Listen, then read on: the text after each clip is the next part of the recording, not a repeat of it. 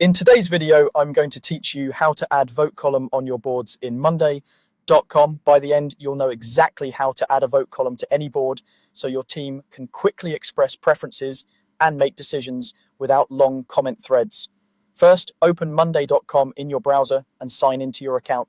Make sure you're in the correct workspace where your board lives. If you belong to multiple teams or workspaces, check the workspace switcher to confirm you're looking at the right set of boards. You'll need permission to edit the board in order to add new columns. Next, look to the left-hand sidebar and choose the board where you want to enable voting. Click the board name to open it. You'll land on your board view with your items in rows and your existing columns across the top. If the board looks unfamiliar, verify the board title at the top so you know you're in the correct place.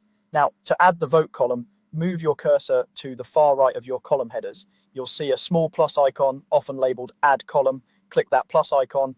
This opens the column center where you can browse all available column types. There are a lot of options here, so to save time, use the search field. In the search field, type the word vote. You should see the vote column type appear in the results. This is a special column that lets each person add a single vote to an item, and it automatically tallies the total for you in the column header.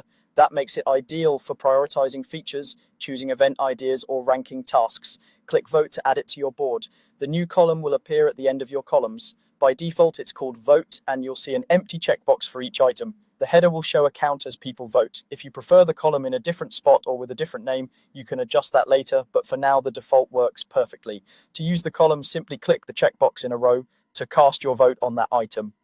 Each team member can click once to add a vote or click again to remove it. The total at the top updates automatically as votes come in. Depending on your board's permissions, guests or viewers may need access before they can vote, so keep that in mind when sharing the board. That's it. You signed in, opened your board, added a vote column, searched and selected the correct type, and cast a vote. Now your team has a clear, quick way to make decisions right inside Monday.com.